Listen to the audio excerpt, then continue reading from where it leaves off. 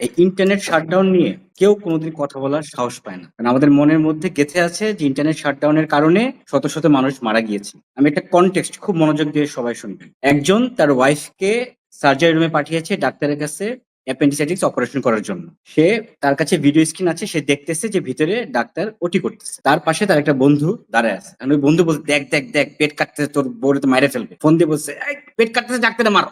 আচ্ছা, ডাক্তার বুঝলো ভাই পেট কাটতেছে না ভাই, অপারেশন করতেছে। তারপর দেখ দেখ তোর বইয়ের থেকে নাড়ি বুড়ি বের করে ফেলছে, অপারেশন বন্ধ কর। ইন্টারনেট যখন চলতেছিল তখন কি হচ্ছিল? ইন্ডিপেন্ডেন্ট ইউনিভার্সিটির সামনে একজন ছাত্র দুই পক্ষের সংঘর্ষের কারণে পড়ে গিয়ে তার রক্তক্ষরণ হয়েছে। সঙ্গে সঙ্গে একজন দেখে মনে করছে সে মারা গেছে, ইন্টারনেটে স্ট্যাটাস দিছে ইন্ডিপেন্ডেন্ট ইউনিভার্সিটির অমুক বর্ষের অমুক ছাত্র মারা গেছে। লাখ লাখ ছাত্র ধাম করে নামে গেছে, মারছে, আমার ছাত্রকে মারছে, আমি একেবারে শেষ করে ফেলবো। তার মানে কি হলো? এই যে ম্যাসিভ প্রপাগান্ডা, যেটা বিয়ন্ড কন্ট্রোল চলে যাচ্ছিল, ওটার একমাত্র কারণ ছিল ইন্টারনেট। সেই সময় শুধুমাত্র এই ম্যাসাকারকে প্রোটেক্ট করার জন্য বাংলাদেশ সরকার বাধ্য হয় ইন্টারনেট বন্ধ করতে। রাষ্ট্র পরিচালনা করায় অনেক কঠোর সিদ্ধান্ত নিতে হয় জাতির জনগণের স্বার্থে, কিন্তু যে ন্যারেটিভটা এই শাটডাউনের জন্য ছড়ানো হয়েছে, এটা হইতে পারে না।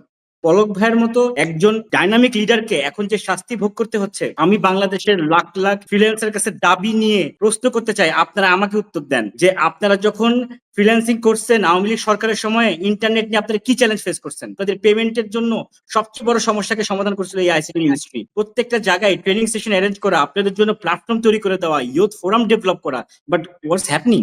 এটিওআই তে এক্সট্রিমিস্ট অর্গানাইজেশনের সাথে সম্পর্ক থাকার কারণে আব্দুল আল ফাহাদ নামে একজন আইটি প্রফেশনালকে, সে তখন 65,000 বা 70,000 টাকার বেতনে চাকরি করত, তাকে বের করে দেওয়া হয়। অথচ এই 5ই আগস্টের পরে 22শে আগস্ট ওই এটিওআই তাকে 4 লক্ষ টাকা বেশি চাকরিতে তাকে জয়েন করে। আমি তো মানে আমি জানি না এই সরকার আসার পরে ওই যে তথাকথিত যারা হচ্ছে আন্দোলনে মানে অংশগ্রহণ করছিল, তাদেরও কি ওই 65,000 থেকে 4 লাখ টাকার এরকম উন্নতি হয়েছে কিনা, দয়া করে আপনারা একটু খোঁজ নিয়ে নিজেদেরকে জিজ্ঞেস করবেন। তো বাংলাদেশের ভবিষ্যতের জন্য জনগণকে আবার বলতে সঠিক জিনিসটা জানতে হবে, সঠিক সিদ্ধান্ত নিতে হবে, তাহলে আসলে দেশটা সঠিক পথে যাবে। ধন্যবাদ।